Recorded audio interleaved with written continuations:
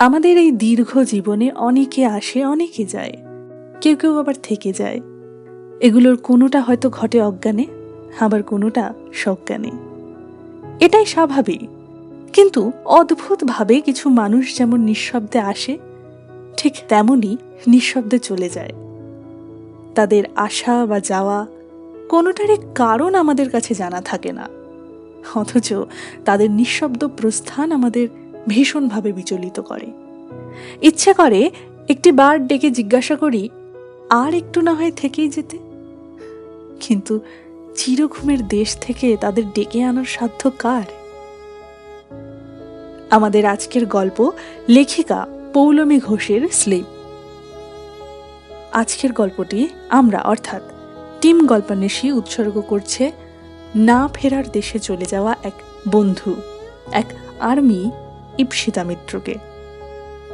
আজকের গল্প পাঠে হ্যাপি, বিশেষ চরিত্রে কৌশিক ব্যানার্জি, অন্যান্য চরিত্রে টিম গল্পান্বেষী।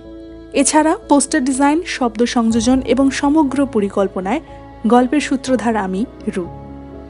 শুরু হচ্ছে আমাদের আজকের গল্প স্লিপ।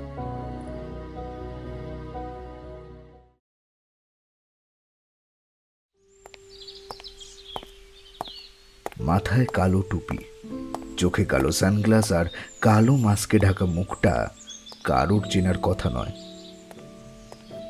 ছেলেটা একটা 2 কামরার ফ্ল্যাট বাড়িতে ঢুকলো নিঃশব্দে।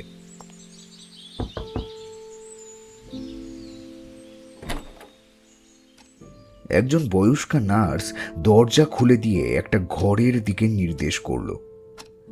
ছেলেটা সানগ্লাস খুলতেই তার বড় বড় করুণ চোখ দুটো দেখা গেল।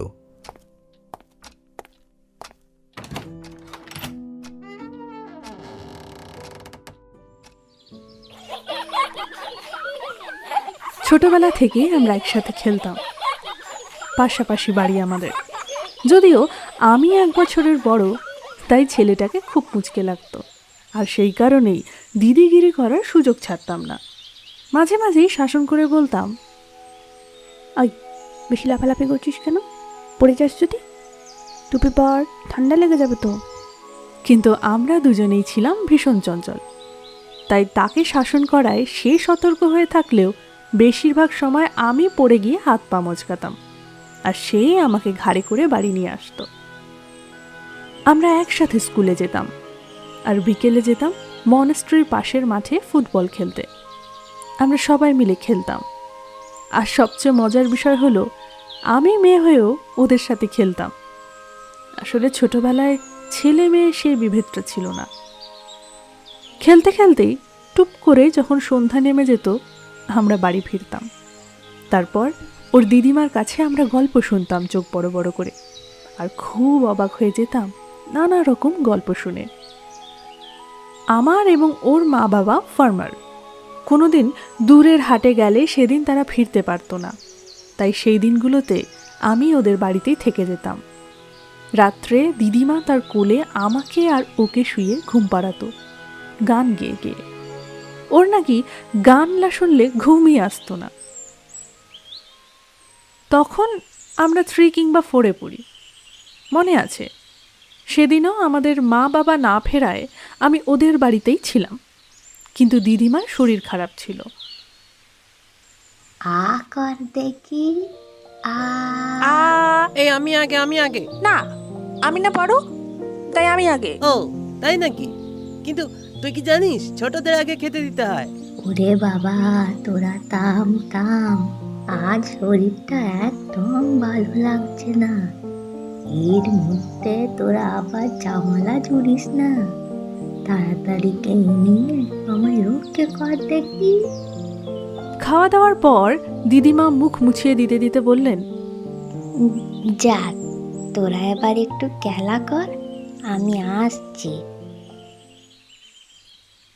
কিছুক্ষণ বাদে দিদিমা ডাকছেন না দেখে আমরা ঘরে গিয়ে দেখলাম সে ঘুমিয়ে পড়েছে।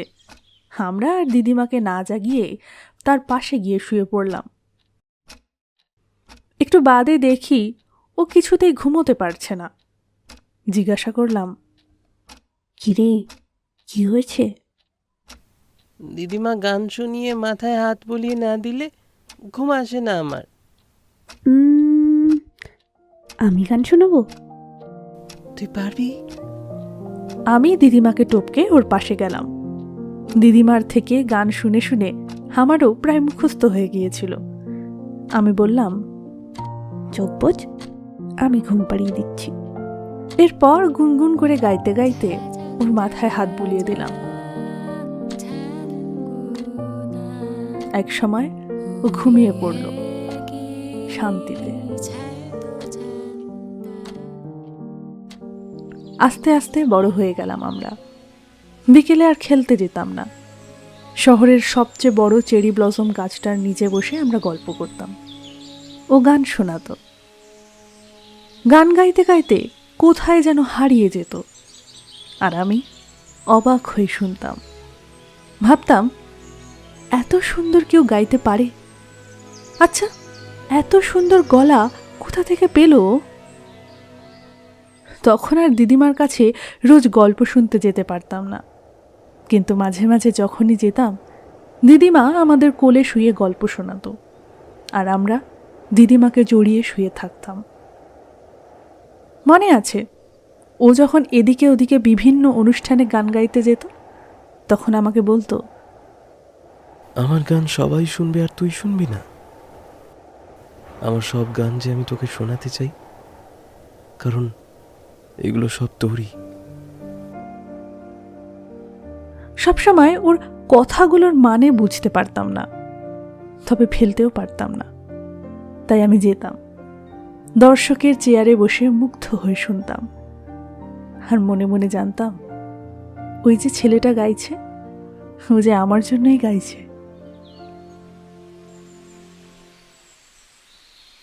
একদিন বসে আছি সেই চেরি ব্লসম গাছের নিচে। সে এসে বলল, জানিস, একটা খবর আছে। আচ্ছা, আমি একটা জায়গায় অডিশন দিয়েছিলাম গানের, চান্স পেয়েছি। এটা তো দারুণ খবর। কিন্তু আমাকে যে চলে যেতে হবে বাড়ি ছেড়ে, সে হলে গিয়ে থাকতে হবে ওই কোম্পানির আন্ডারে ট্রেনি হয়ে।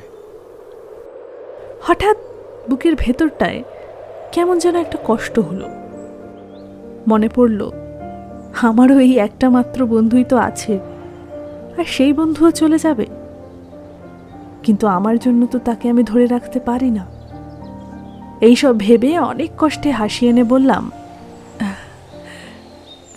তাতে কি হয়েছে? হ্যাঁ, দেখ, তুই ওখানে থাকলে সবটাই শিখতে পারবি, আর সেটাই তোর জন্য বেশি ভালো, তাই না?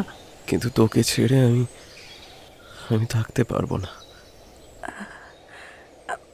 ওখানে তো তুই কত নতুন নতুন বন্ধু পাবি, তখন দেখবি আমাকে ঠিক ভুলে গেছিস। তোকে ভুলে যাব? তুই কি কিছুই... বলতে গিয়ে হঠাৎ ও আটকে গেল, শুধু বড় বড় দু চোখ মেলে আমার দিকে তাকিয়ে থাকলো। সে চোখে যে কি ব্যথা ছিল তা আমি সেদিন বুঝেছিলাম। খুব ইচ্ছে করছিল ওকে আটকে রাখি, বলি, যাস না, আমার কষ্ট হবে, খুব কষ্ট হবে, কিন্তু না, কিছুই বলতে পারিনি। শুধু একটু হেসে পিঠ চাপড়ে বলেছিলাম, চল, বাড়ি ফিরতে হবে।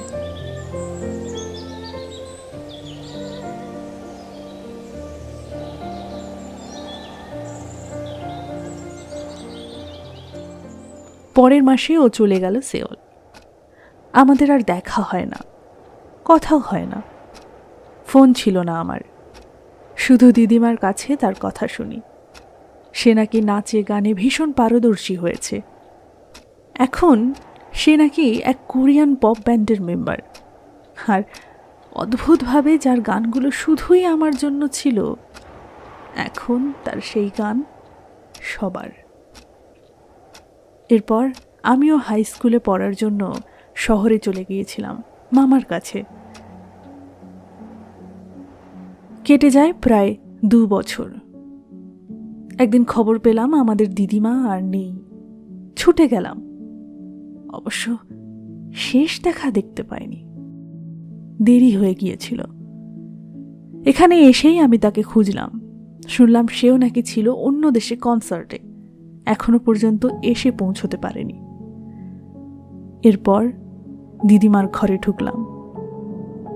ফাঁকা ঘরে দিদিমার হাসি মুখের একটা ছবি দেখেই মনে হচ্ছিল এক্ষুনি বলবে, কি রে, গপ্প শুনবি? আয়, আমার কোলে আয়। আর নিজেকে আটকে রাখতে পারলাম না। ছবিটা বুকে জড়িয়ে কেঁদে উঠলাম।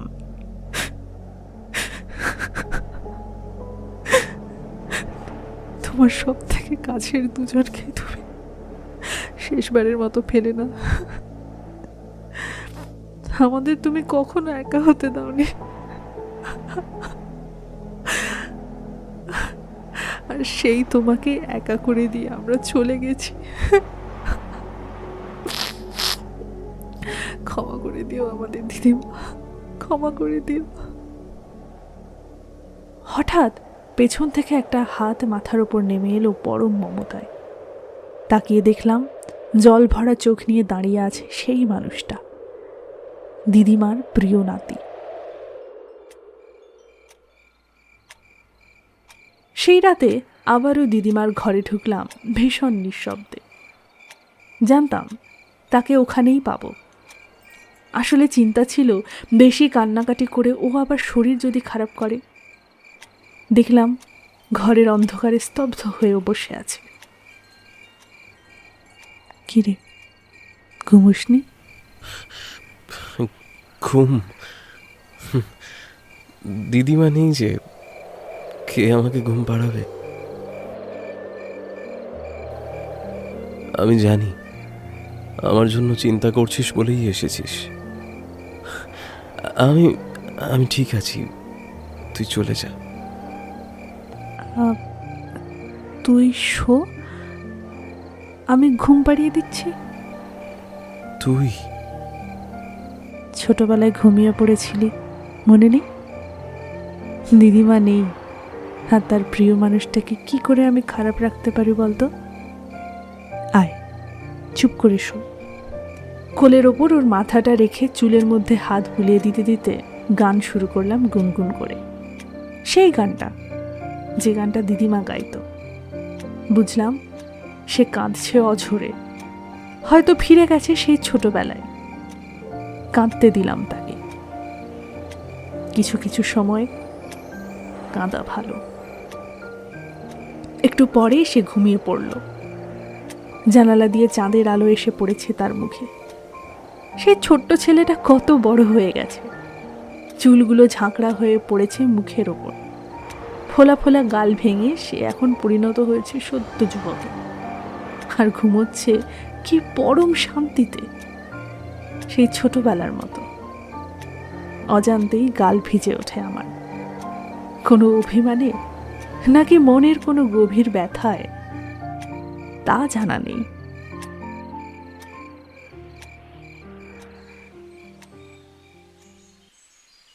দিদিমার চলে যাবার পরের সব নিয়মকানুন মেটাতে পরের কদিন খুব ব্যস্ততায় কাটল তার। সব হয়ে গেলে একদিন আমরা বিকেলে গেলাম সেই চেরি ব্লসম গাছটার নিচে। দেখলাম আশেপাশে আরও নতুন গাছ হয়ে পুরো রাস্তাটাই ফুলে ফুলে ঢেকে গেছে, কিন্তু ওই গাছটা এখনও একই থেকে গেছে। আমরা দুজনেই বসলাম। সে জিজ্ঞাসা করল, কেমন আছিস তুই? যেমন দেখছিস। কত বড় হয়ে গেছিস, পুরো অন্যরকম লাগছে তোকে দেখতে। হাসলাম। বুকের মধ্যে অনুভব করলাম এক অস্থির ভাব। ওকে আমারও তো অন্যরকম লাগছে। হাত পা মুচকে যার ঘাড়ে পিঠে চড়ে বাড়ি ফিরতাম, তার হাত ধরতেও সংকোচ বোধ হচ্ছে। কিছু বলছি না দেখে ও বলল, ভালোবাসিস কাউকে? তার হঠাৎ প্রশ্নটা বুকে এসে লাগলো। কি বলবো তাকে? কাউকে কি ভালোবাসি আমি? কিন্তু তাকে কেন আমি উত্তর দিতে পারছি না। ও আবার জিজ্ঞাসা করলো, বল না, কি রে? না। তাহলে আমাকে ভালোবাসবি? তার দিকে তাকালাম। মনে হতে লাগলো বুকের ওপর একটা পাথর আস্তে আস্তে এসে চাপা দিচ্ছে, যেন দমকা এক হাওয়া এসে উপস্থিত হয়েছে, যেন হালকা গোলাপি ফুলগুলো হাওয়ায় উড়ে গায়ে ছিটকে ছিটকে এসে লাগছে, যেন আমার চুলগুলো আছড়ে পড়ছে মুখের ওপর, ঢেকে যাচ্ছে ঠোঁটের কাঁপুনি। তোকে এক্ষুনি আমাকে কিছু বলতে হবে না। হয়তো তুই আমাকে ভালোবাসিস না, আবার হয়তো বাসিস, তাই সময় নেই। একটু ভেবে না হয় আমাকে বলিস। একবার চেষ্টা করে দেখ এই ছেলেটাকে নিজের করে নিতে পারবি কিনা। আমার কোম্পানি পারমিশন দিয়েছে নিজেদের লাভ লাইফ প্রকাশ করার। আমি এতদিন এটারই অপেক্ষায় ছিলাম, আর সেই কারণেই এতদিন তোকে বলিনি। এখন আমার ভালোবাসা আমি গোটা বিশ্বকে জানাতে পারবো। আমি চাই পুরো পৃথিবী জানুক ছোটবেলা থেকে আমার একটাই ভালোবাসা, যার কাছে এসে জীবনের সবটুকু শান্তি পাওয়া যায়। আমি মাথা নিচু করে বললাম, জানিয়ে দেবো তোকে। এখন তুই যা, আমি একটু একা থাকি। কিছুক্ষণ আমার দিকে তাকিয়ে সে চলে যাচ্ছিল। আবার ডাকলাম তাকে, শোন। হ্যাঁ বল। সে সামনে এসে দাঁড়াতেই হঠাৎ আসা সেই দমকা হওয়ার মতোই হঠাৎ তাকে জড়িয়ে ধরলাম, বলা যায় আঁকড়ে ধরলাম। মুখ গুঁজে দিলাম ওর বুকে, আর ও দুই হাতে শক্ত করে জড়িয়ে ধরলো আমাকে।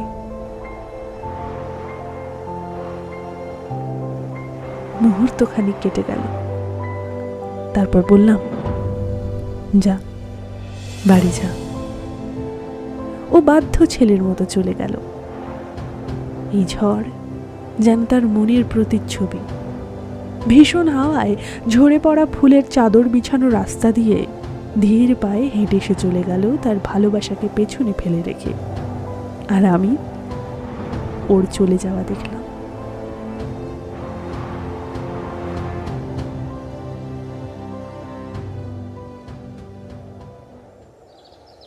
পরের দিন ওর জন্য একটা চিঠি লিখে খুব ভোরে আমি মামা বাড়ি ফিরে এলাম।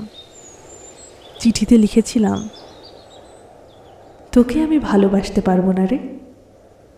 ভালোবাসার চেষ্টা করতে পারতাম যদি না আমাদের জীবন আলাদা হতো, কিন্তু তুই তো শিল্পী, দেশে বিদেশে ঘুরবি, আর আমি থাকবো এখানে একা বাড়িতে। এভাবে আমি নিজের জীবন নষ্ট হতে দিতে পারবো না রে। ভালো থাকিস নিজের মতো করে। আর শোন, আমার সাথে আর যোগাযোগ রাখিস না। আসলে সেদিন আমি নিরুপায় ছিলাম। বছরখানেক আগে আমার একটা মেডিকেল চেক আপ হয়, তাতে ধরা পড়ে আমি আলজাইমারের পেশেন্ট। যতদিন যাবে আস্তে আস্তে আমি সব ভুলতে শুরু করব। আমার কোনো মানুষকেই মনে থাকবে না, কোনো স্মৃতি মনে থাকবে না, আর একদিন আমি নিজেকেও ভুলে যাব।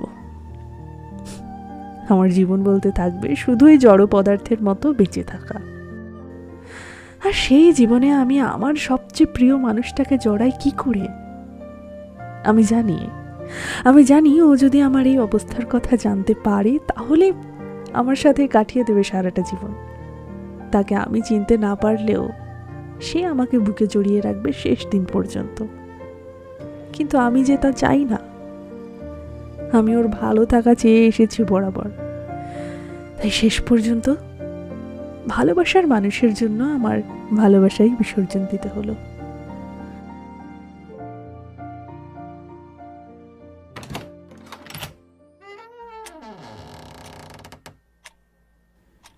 ঘরটা আধা অন্ধকার। জানালার ধারে একটা মেয়ে দাঁড়িয়ে আছে পেছন ফিরে। মাস্ক টুপি সব খুলে ফেলে মেয়েটার কাছে গেল ছেলেটা। আলতো করে হাত রাখলো তার মাথায়। মেয়েটা ঘুরে দাঁড়ালো। ছেলেটার শ্বাস যেন কেউ আটকে দিয়েছে বুকের ভেতর। গাল ভিজে যাচ্ছে কান্নায়। আজ 9 বছর পর সে দেখছে তার জীবনের একমাত্র ভালোবাসার মানুষটাকে। কিন্তু মেয়েটা তার দিকে তাকিয়ে অবাক হয়ে বলল, তুমি তুমি কাঁদছো কেন? তারপর হাত দিয়ে তার চোখের জল মুছিয়ে দিল, ঠিক একটা ছোট্ট মেয়ের মতো। মেয়েটা কি এখনো আটকে আছে তাদের সেই ছোটবেলায়? শুধু এই একা ছেলেটাই কি বড় হয়ে গেছে? আমায় চিনতে পারছিস? মেয়েটা অনেকক্ষণ তাকিয়ে ঘাড় নেড়ে বলল, না। বয়স্কা সেই নার্স পাশেই দাঁড়িয়েছিল। সে বলল, ওর কিছু মনে নেই, নিজের নামও না, মাঝে মাঝে খেতেও ভুলে যায়, চপস্টিক বা চামচ কিচ্ছু ধরতে পারে না, খাইয়ে দিতে হয়। ছেলেটার বুক থেকে একটা দীর্ঘশ্বাস বেরিয়ে এলো। এই মেয়েটার উপর বিশাল রাগ আর অভিমান সে 9 বছর ধরে পুষে রেখেছিল। নিজের বাড়িও যায়নি, খবরও নেয়নি তার। ছোট্টবেলার বন্ধুত্বটাও রাখলো না মেয়েটা, যোগাযোগ রাখতে পর্যন্ত বারণ করলো চিঠি লিখে। কিছুদিন আগে মেয়েটার বাবা মৃত্যুশয্যায় যদি সব না বলতো, তাহলে তো এসব কিছু তার কোনোদিনও জানাই হতো না। সে কোনোদিনও জানতে পারতো না যে এই মেয়েটা একা একা বুকের ভেতর কষ্ট পুষে রেখেছিল শুধু তাকে ভালো রাখবে বলে। সে তো ভালো আছেই, বিখ্যাত সাউথ কোরিয়ান পপ ব্যান্ডের ভোকালিস্ট সে। দেশ বিদেশে তার নাম, টাকার অভাব নেই, খ্যাতির অভাব নেই, লাখ লাখ মানুষ তাকে ভালোবাসে। কিন্তু তার ভালোবাসা এই যে এই মেয়েটার কাছে সে জমা রেখেছে ছোটবেলা থেকে, যা ওর কাছেই থাকবে আজীবন। মেয়েটা নার্স মহিলার দিকে তাকিয়ে বলল, আমি ঘুমাবো। মহিলা ছেলেটাকে বলল, আপনি এবার যান যান, ওর ঘুমানোর সময় হয়েছে। ছেলেটা চোখ মুছে বলল,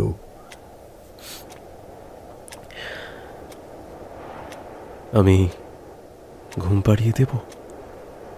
মহিলাটি কিছু বলতে যাচ্ছিল, কিন্তু মেয়েটা তার আগেই বলল, হ্যাঁ, তুমি ঘুম পাড়িয়ে দাও। এরপর সেই নার্স ঘর ছেড়ে বেরিয়ে গেলেন। ছেলেটার কোলে মাথা রেখে মেয়েটা শুয়ে পড়ল। সন্ধ্যা শেষ হয়ে রাত নামছে বাইরে। চাঁদের আলো এসে মেয়েটার মুখে পড়েছে। এই মুখে কি মায়া! এই মায়া একদিন সে নিজের জন্য খুঁজে পেত, কিন্তু আজ যে তার সব হারিয়ে গেছে। নিজেকে আর এই মেয়েটার মধ্যে কোনো দিন খুঁজে পাবে না ও। ওর মাথায় হাত বুলিয়ে দিতে দিতে একসময় ছেলেটা গান ধরল। মেয়েটার চোখ বুজে এলো আস্তে আস্তে। চোখের কোণ বেয়ে জল গড়িয়ে পড়ল এক ফোঁটা। ছেলেটা জানে না মেয়েটা সব ভুলে গেছে, নিজেকেও। শুধু একটা মুখ আর একটা নাম তার মনে থেকে গেছে কোনো আশ্চর্য শক্তিতে। ছেলেটার নাকের উপর একটা তিল, বড় বড় চোখ, নাম কিনতেই হম। ছেলেটা গান গাইছে তার ভালোবাসার মানুষটার জন্য।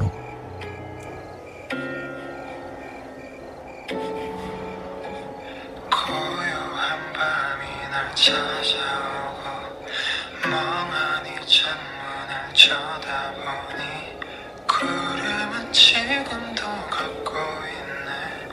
뒤척거리는 이불소린 점점 작아지고 작아지는 밤.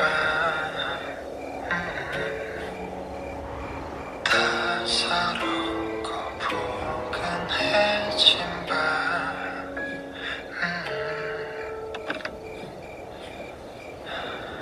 Can I go to bed and sleep tonight?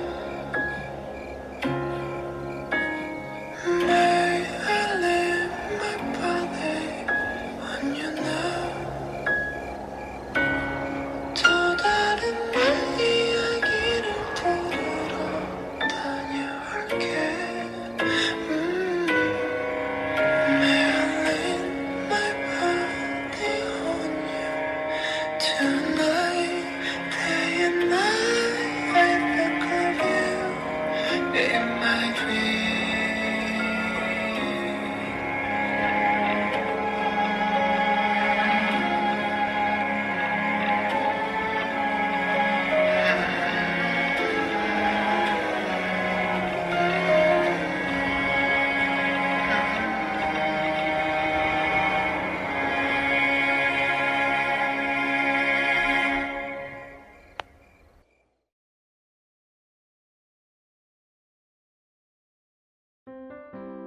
কেমন লাগলো আমাদের আজকের গল্প জানান কমেন্ট সেকশনে। গল্পটি ভালো লেগে থাকলে লাইক এবং শেয়ার করবেন বন্ধুদের সাথে। আর এমনই ভিন্ন স্বাদের গল্প শুনতে ঝটপট সাবস্ক্রাইব করে ফেলুন আমাদের ইউটিউব চ্যানেলটি এবং হ্যাঁ, বেল নোটিফিকেশনটি অন করে দিন। আর গল্পান্বেষী এখন ফেসবুকের পাশাপাশি ইনস্টাগ্রামেও। লেটেস্ট আপডেট পেতে ফলো করতে পারেন আমাদের ইনস্টাগ্রাম পেজটি, যার লিংক পেয়ে যাবেন ডেসক্রিপশনে। নতুন গল্প নিয়ে আমরা ফিরছি তাড়াতাড়ি।